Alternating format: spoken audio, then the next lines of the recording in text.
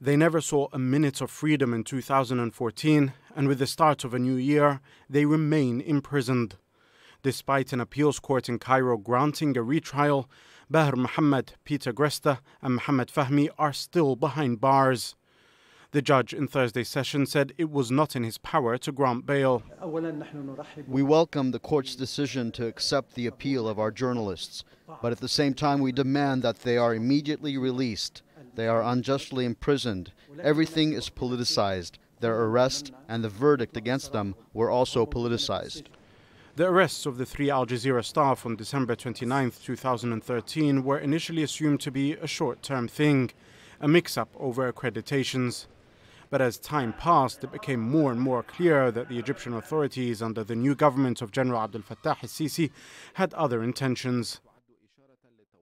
Peter Gresta, a veteran correspondent who was an Africa specialist but by his own admission knew little about Egypt, was clearly as amazed as he was shocked by the idea that he was linked in some way to what the government in Cairo described as terrorists. And of course exactly the same could be said for his team, Mohammed Fahmy and Bahr Mohammed. By mid-January, much of the international media was demanding the release of the 3 as well. The hashtag #FreeAJ went viral, and in the US, the UK and elsewhere, respected journalists all came out to say that the treatment of Al Jazeera's employees was a threat to the entire journalistic community trying to report from Egypt.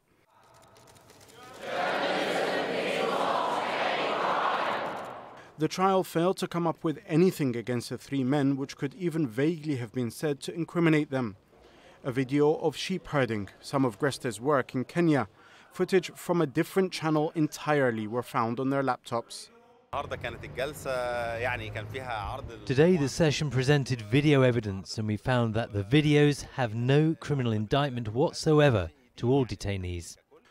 Adjournment after adjournment followed. Eventually in June, and to the fury of much of the world, the men were convicted and jailed.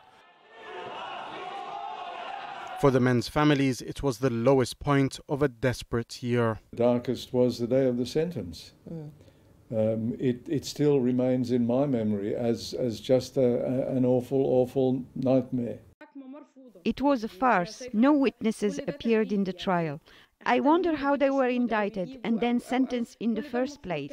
There isn't a single piece of evidence against them. World leaders, including President Obama, denounced the court ruling. The issue of the Al Jazeera journalists in Egypt, we've been clear both publicly and privately that they should be released. For all that, the Egyptian government stood behind the court, arguing that it had not been a political decision and that it was now up to the appeals process to determine what should happen next. And now that a retrial has been ordered, there is hope that this horrible ordeal will be over soon. Until then, though, Al Jazeera and journalists everywhere will maintain the public campaign because journalism is not a crime. Jamal Elshayyal, Al Jazeera, Doha.